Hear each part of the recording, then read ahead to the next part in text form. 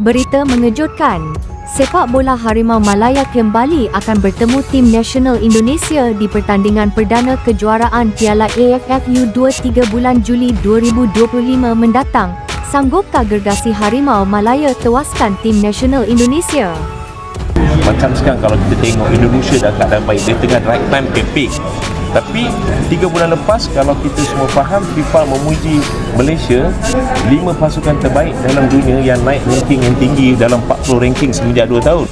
Lawan ini sangat menarik, bukan melibatkan sahaja kemenangan, dia melibatkan maruah, melibatkan keseronokan, melibatkan raja dalam bola sepak Asia Tenggara. Siapakah dia?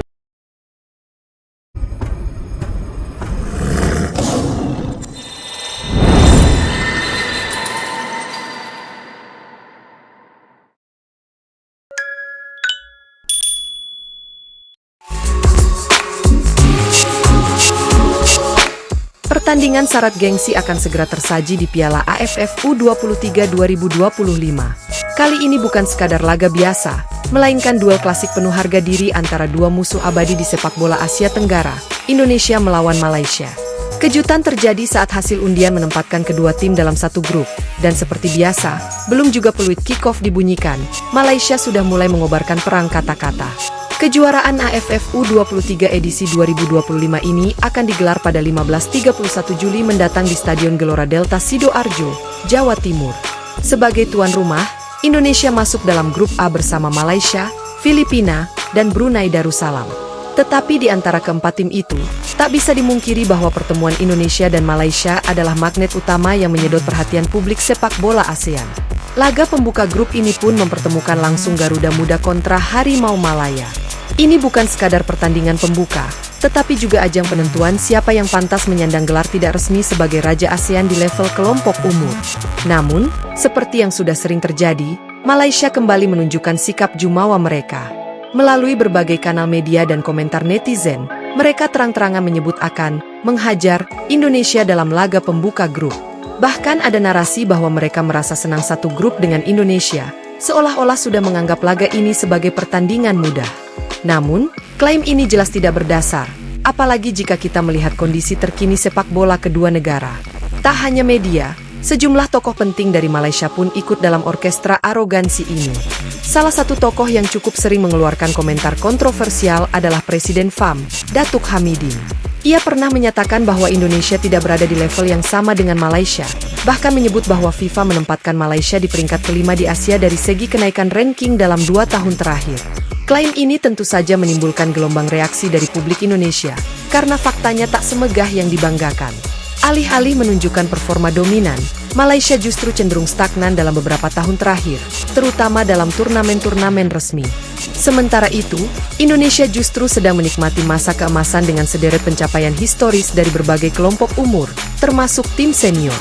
Fakta paling mencolok tentu saja datang dari Garuda Muda sendiri. Tim U17 Indonesia untuk pertama kalinya dalam sejarah berhasil lolos otomatis ke Piala Dunia U17, prestasi yang belum pernah diraih oleh negara ASEAN manapun, termasuk Thailand, Vietnam, apalagi Malaysia.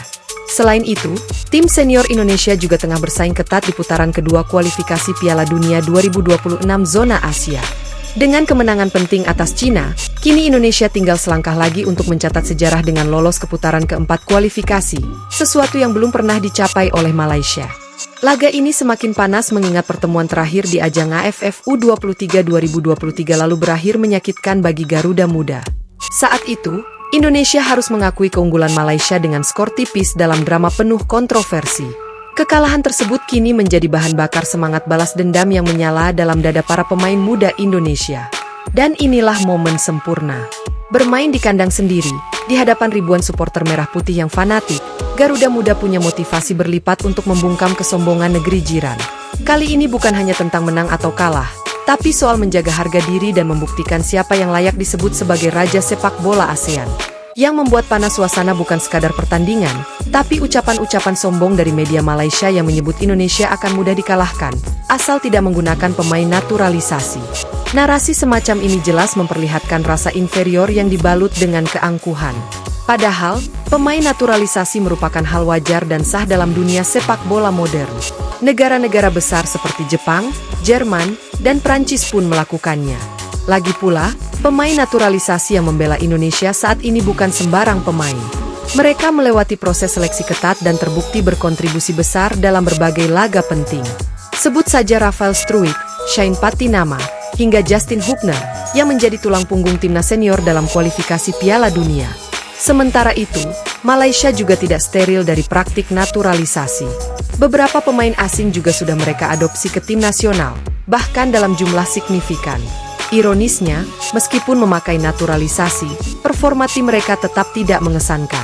Narasi Malaysia yang meremehkan Indonesia mungkin relevan 10 tahun lalu, tetapi sekarang sudah sangat kedaluarsa.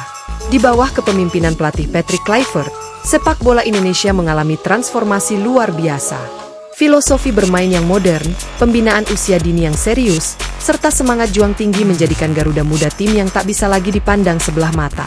Pertandingan nanti bukan hanya tentang 3 poin, tetapi tentang menjawab kesombongan dengan prestasi. Indonesia kini memiliki infrastruktur, dukungan publik, dan kualitas pemain yang jauh lebih baik dibandingkan 1 dekade lalu. Apalagi atmosfer Stadion Gelora Delta Sidoarjo yang dikenal sebagai Kawah Chandra di Muka, bagi pemain muda Indonesia akan menjadi kekuatan tambahan. Dukungan publik Jawa Timur yang fanatik dipastikan membuat nyali lawan ciut, bahkan sebelum laga dimulai. Piala AFF U23 2025 bukan hanya soal trofi, tapi juga soal siapa yang berani berdiri paling tegak ketika harga diri dipertaruhkan. Jika Malaysia datang dengan mulut besar dan rasa percaya diri berlebihan, maka Indonesia akan menjawab dengan performa dan kerja keras di lapangan. Sudah saatnya membungkam arogansi dengan bukti. Pertandingan pembuka grup A akan menjadi panggung pembalasan dan pembuktian. Garuda Muda tak hanya akan bertarung untuk menang, tapi juga untuk mengubur kesombongan Harimau Malaya di tanah Sidoarjo. Dan jika Indonesia berhasil melakukannya, maka bukan hanya kemenangan yang diraih, melainkan babak baru dalam sejarah rivalitas yang tak akan terlupakan.